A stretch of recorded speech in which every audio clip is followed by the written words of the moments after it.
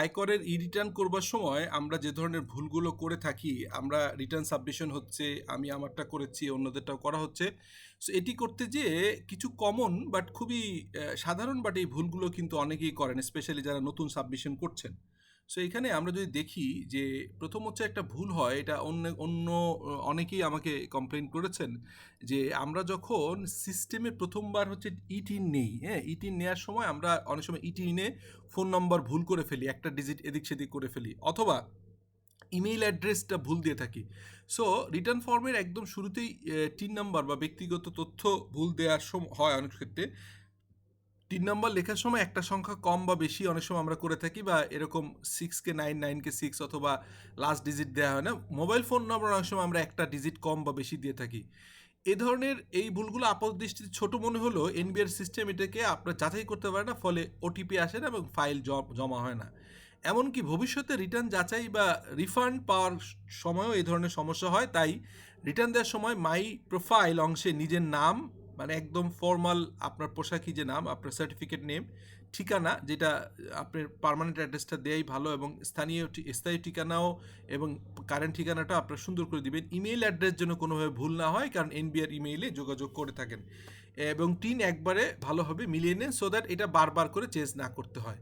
তারপর আরেকটা হচ্ছে, আমরা যখন উচ্ছে কর্তন করি, যেমন ধরেন আমরা যে অনেকেই বেতন খাতে আয় দেন, আমরা যারা স্যালারিড পার্সন, কিন্তু অন্য অন্য খাতে যে আয়গুলো হয়, যেমন আমি বিভিন্ন জায়গায় ক্লাস নেই, ট্রেনিং নেই, এই ফিসগুলো আমি কালেক্ট করে রাখি না, এটা টিডিএসটা, এটা একটা বড় সমস্যা। বছর শেষে একবারে এগুলো কালেক্ট করাও ঝামেলা।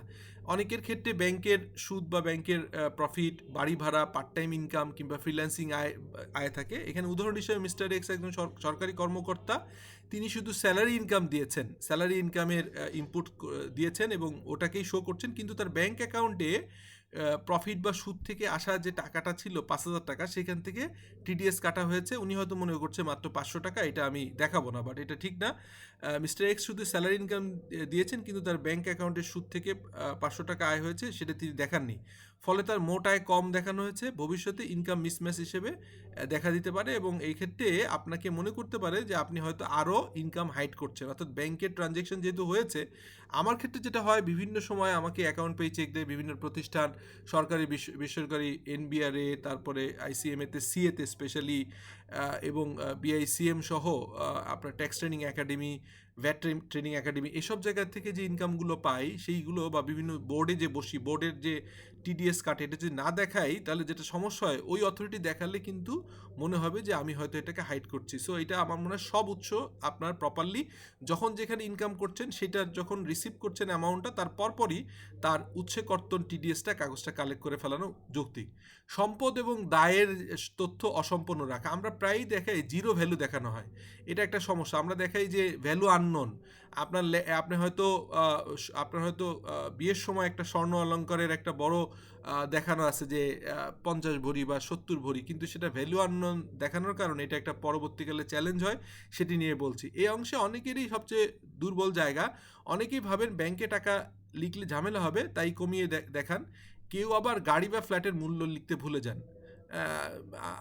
এখানে আমার নাম শফিকুল আলম, আমার কথাই বলছি। উদাহরণ হিসেবে ব্যাংকে আছে 6 লাখ টাকা, কিন্তু আমি হয়তো 2 লাখ টাকা দেখালাম। অন্যদিকে গাড়ির মূল্য 10 লাখ টাকা হলেও আমরা এটা কোনো কারণে ডেপ্রিসিয়েশন করার পর পুরোনো গাড়ি কিনেছি, বা যে কোনোভাবেই আমরা এটা জিরো রেখে দিলাম। এটা কিন্তু ঠিক হয় না। মোস্টলি গাড়ির ক্ষেত্রে না হলেও আরও বেশি যেটা হয়, সেটি হচ্ছে ল্যান্ড যদি আমরা পেয়ে থাকি, বাবা বা উত্তরাধিকারী সূত্রে গিফট পেয়ে থাকি ল্যান্ড, এবং স্পেশালি স্বর্ণালঙ্কার, ফার্নিচার, এগুলোকে আমি ভ্যালু আননোন বা জিরো দেখাই। এনবিআর এই মিসম্যাচ ধরতে পারে এবং তখন ব্যাখ্যা দিতে হয় কেন সম্পদ কম দেখাচ্ছেন। সমাধান হচ্ছে, সব সম্পদ, টাকা পয়সা, আপনার সঞ্চয়পত্র, গাড়ি বাড়ি, এমনকি গৃহস্থালির দামি জিনিসপত্র যেমন টিভি, এই ধরনের আপনার জিনিসগুলো প্রপারলি উল্লেখ করা উচিত। এরপর আসুন যে টিডিএস কাটার ক্ষেত্রে, যেটা আমি বললাম, বেশিরভাগ ক্ষেত্রে ভুলে যান যে তাদের বেতন বা ইনকামের বাইরেও অনেক সময় আছে, যেটা আমি একটু আগে বললাম, টিডিএস কাটা আছে। যেমন মিস্টার ওয়াইয়ের ক্ষেত্রে ডিপোজিট আছে 5,000 টাকা, সেখান থেকে উচ্ছে কর্তন করা হয়েছে, টিডিএস করা হয়েছে 10%, অর্থাৎ 500 টাকা কাটা হয়েছে। এটা যদি প্রপারলি না দেখানো হয়, তখন আমি কিন্তু একটা হচ্ছে ইনকাম হাইড করা হচ্ছে, একই সঙ্গে সঙ্গে টিডিএস না দেখানোর কারণে রিফান্ড ক্রিয়েট হইতে পারে, সেটাও আমরা ক্লেম করতে পারি না। তাই মিস্টার ওয়াই যদি সেই তথ্য রিটার্নে না দেন তাহলে তার কাটা কর ফেরত রিফান্ড পাবেন না। তাই সবসময় ব্যাংক বা অফিস থেকে টিডিএস সার্টিফিকেট সংগ্রহ করতে হবে। আমি যেটা বললাম যে যখন যেভাবে হবে, যখন আপনি কোনো ইনকাম করলেন তার ইমিডিয়েটলি অ্যাভেলেবেল টাইমে এটা কালেক্ট করে একটা ফাইলিং করে ফেলানোটা যৌক্তিক হবে, যেটা আমরা অনেকেই, আমি নিজেও অনেকবার ভুল করেছি। এরপরে আসেন যে কর ছাড়ের যে থাকে ইনভেস্টমেন্ট রিবেট, যেটা আমরা রিবেট নিয়ে থাকি, অনেকেই নিজের হিসাব মতো ছাড় দাবি করেন, অথচ ছাড়ের হার আয় ভেদে নির্ধারিত হয়। সিস্টেমের হিসাব না মিললে এটি ত্রুটি দেখায়, এটাকে আপনার ফল্টি রিটার্ন হিসেবে দেখাবে। যেমন আপনার মোট আয় আছে 8 লাখ টাকা, আপনি 2 লাখ টাকা জীবন বিমায় দিয়েছেন, তাই ছাড় পাবেন নির্ধারিত সীমার মধ্যে, অর্থাৎ 20% পাবেন।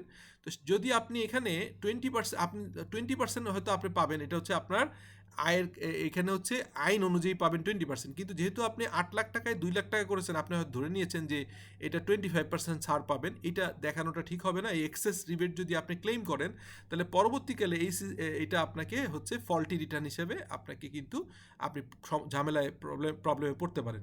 এই অংশে সিস্টেম যেভাবে সাজেস্ট করে সেটিই দিন, যেভাবে সিস্টেম সাজেস্ট করে। নিজে নিজে বাড়তি ছাড় লিখলে রিটার্ন গ্রহণযোগ্য হবে না। এরপরে আসেন যে আরেকটা ইস্যু কাজ করে এখানে, যে অ্যাসেসমেন্ট ইয়ার ভুল। আমরা অনেক সময় 6 মান্থের জন্য দেই, আবার প্রথম রিটার্নের ক্ষেত্রে আমরা 12 মাসের বেশি, 18 মাসও হতে পারে। তাই অনেক সময় এই ছোট্ট ভুলটা আমরা করে একটা ঝামেলায় পড়ি। উদাহরণ হিসেবে 25-26-এর বদলে আমরা যদি 24-25 লিখে ফেলি, তাহলে আমরা পুরো না গত বছর রিটার্নটা আবার রিসাবমিশন হলো, এটা আসলে সিস্টেম ওভাবে অ্যালাউ করবে না এবং এটা নিয়ে জটিলতা হবে। এনবিআর পোর্টালে লগ ইন করার সময় উপরে যে অ্যাসেসমেন্ট ইয়ার দেখা যায়, সেখানে আমি আমার ভিডিওতে আছে, সেখানে ভালোভাবে এটা আপনি সিলেক্ট করে দিন। এরপরে হচ্ছে সেভ। আমরা ওই সময় রিটার্ন সাবমিট না করে সেভ করে রাখি, বুঝতে পারি না। এখানে সব পূরণ করার পর অনেকেই শেষ ধাপে এসে সাবমিট না করে সেভ অ্যাজ ড্রাফট রেখে দেয়, মনে করে সাবমিট হয়ে গেছে। রিটার্ন জমা হয় না, কিন্তু করদাতা ভাবেন যে জমা হয়ে গেছে। উদাহরণ হিসেবে নাসির সাহেব রিটার্ন পূরণ করে রেখে দিলেন, পরে অফিস ব্যস্ততায় সাবমিট করতে ভুলে গেলেন।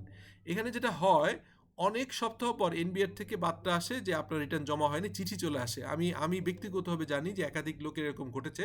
তাই সবসময় আপনার এটা খেয়াল রাখতে হবে যে এটা রিটার্ন সাবমিশন, কারণ রিটার্ন সাবমিশন কিন্তু ই রিটার্ন গত বছরও আপনার গত বছর থেকে এটা কিন্তু ছিল, এবার ম্যান্ডেটরি করা হয়েছে। অনেকেই এই প্রবলেমে পড়েছেন। তাই আমরা বলতে পারি যে সাবমিট সাকসেসফুলি এরকম মেসেজ আসলে এবং সেই মেসেজের স্ক্রিনশট রেখে আপনি অ্যাকনোলেজড ফর্ম হিসেবে আপনি জমা রাখবেন এবং আপনার ফাইলে ফাইল আপ করে রাখবেন হার্ড কপি। আপনি যেটা করবেন, এই সাকসেসফুলি সাবমিটেড হয়েছে এটা যে মেসেজটা আসে সেটাকে আপনি স্ক্রিনশট নেবেন। স্ক্রিনশট নিয়ে এটা আপনার ফিজিক্যালি প্রিন্ট করে প্রিন্টে আপনার ফাইলে রেখে দিবেন। এছাড়া আমরা আরও যে ভুলগুলো করি সেটা হচ্ছে যে আমাদের একাধিক রেন্টাল ইনকামের জায়গা থাকলে একটা হয়তো বাদ দিয়ে দিই। আমাদের স্যালারি ইনকামের ক্ষেত্রে ক্যালকুলেশন করতে যে কিছু ভুল হয়, এগুলো নিয়ে আমার মনে হয় যে ট্যাক্সের যিনি বুঝেন এরকম প্রফেশনালস যারা হচ্ছে মানে এই কাজটা করেন, তাদের সহায়তা নিন। এবং এই আপনারা নিশ্চয়ই যে বিভিন্ন রাস্তার ধারে যারা হচ্ছে যে ফটোকপি অথবা কম্পিউটারে সফট কপি করে দেয় অথবা এই ধরনের যারা কাজ করে, সেখানে যে রিটার্ন সাবমিট না করে, আমার মনে হয় আপনারা নিজেরা একটু বুঝে শুনে, যারা বুঝেন, বন্ধুবান্ধব হতে পারে, প্রফেশনাল হেল্প নিয়ে হতে পারে, এই জায়গাটা যদি করেন তাহলে এই ধরনের ফার্দার কমপ্লিকেশন থেকে আপনারা বাঁচতে পারবেন। Thank you, take care. আমার মনে হয় যে এই ভিডিওগুলো আপনাদের ভালো লেগে থাকে, আপনারা কমেন্ট করলে আরও ডিটেইল রিটার্ন সাবমিশনের মেইন টাইমটা এখন আমরা জানি 30শে নভেম্বরের ভিতর রিটার্ন সাবমিট করতে হবে। এই সময় যদি কোনো প্রবলেমে পড়েন, সেই প্রবলেমটা এই কমেন্টের, আমি দুঃখিত আগের ভিডিওগুলো অনেক কমেন্টে অ্যান্সার করিনি, বাট আমি পার্টিকুলারলি কথা দিচ্ছি যে এই ভিডিওর নিচে যারা কমেন্ট করবেন সেটা সলভ করে প্রয়োজনে একাধিক ভিডিও আবার পোস্ট করবো। থ্যাংক ইউ, টেক কেয়ার, আসসালামু আলাইকুম।